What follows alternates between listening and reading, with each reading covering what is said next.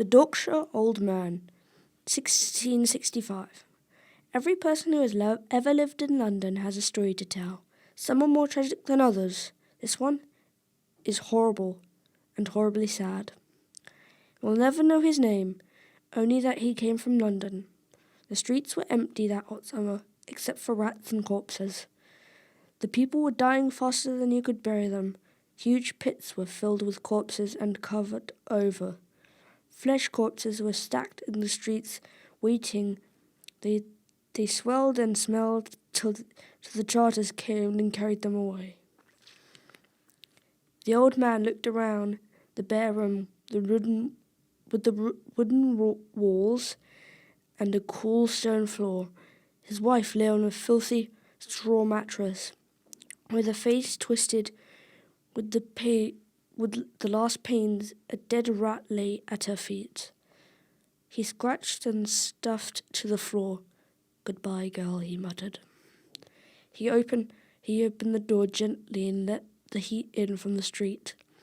The door decorated with a roughly painted red cross. They'll stop me if they catch me, you know, he said to his wife. She didn't reply. The street was empty. He looked one last look.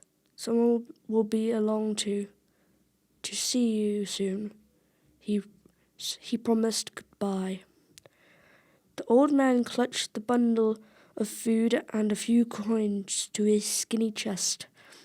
He blinked at the sun and limped down the street on his thin-soled shoes. He turned his face away from the pitiful pile of bodies at the corner of the street. Somewhere a bell cracked and a voice croaked. "Bring out your dead." "You'll have to go in and get her," he muttered, and turned towards the west. By the time the sun was setting, he went out of the stinking city and sat beneath a hedge, breathed in the grassy air and felt better. After a few bites of dried bread from his pack, he curled up and fell asleep. In the dark, his dreams were haunted by visions of bodies, booted and blue-spotted. He saw devils coming to haul him away to hell and throw him into a bottomless burial pit. He screamed and woke.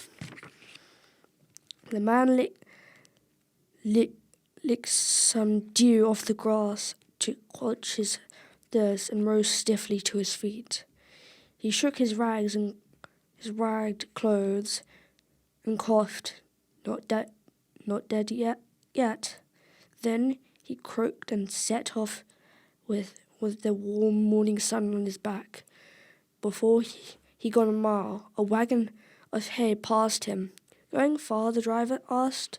Dorchester, the old man said. "That's where I was born.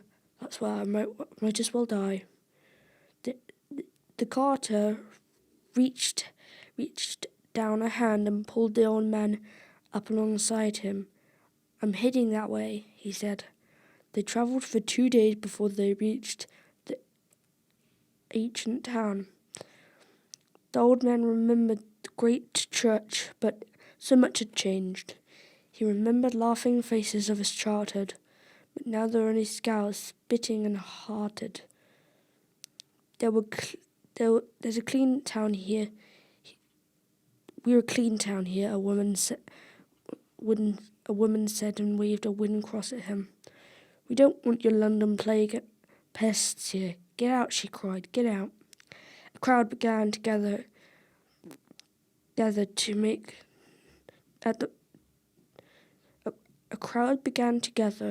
at the market square. "I'm not from London," the man whined. "Liar," the woman said. And she was right. He stretched out and shaking hand. "I have money, all the money in the world wouldn't buy you a place in Dorchester," she snarled. She bent down and picked up a stone. Get out of our town, she spat. He spat. He stagged out of the town as the people showered him with stones and curses. At last he found an old shepherd's hut with tumbling wattle walls and a storm brown roof. It stood on the edge of a steep quarry. He sank on the cool earth floor and curled up.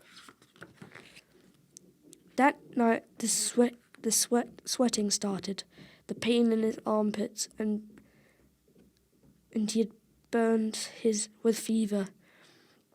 He wanted water, but he was too weak to drink it. He slept and dreamt and woke, and thought he was still dreaming, but the hut was moving. In the morning light he could see clearly now with his cursed eyes. He could feel the wall of the hut pushing at him. It brought him forward. The old man heard the people of Dorchester grunting and hissing with effort. 10 more feet, someone whispered. Push. For God's sake, push. The old man rolled forward. The hut began to tilt and to reach the edge of the quarry. It hung in the air like a hawk. Then like a hawk, it toppled forward and down faster and faster. It swept the old man to his death in the quarry below. The Dorchester woman dusted her hands and said, "A quicker death than the disease," she said. "We did him a favour." No one answered. No one looked at her. They kept their eyes on the ground and hurried back to their homes. The woman looked over the edge. It wasn't murder. We had to save ourselves. It wasn't murder, she said to the empty air. Not really. Not really. She never knew his name, only that he came from London.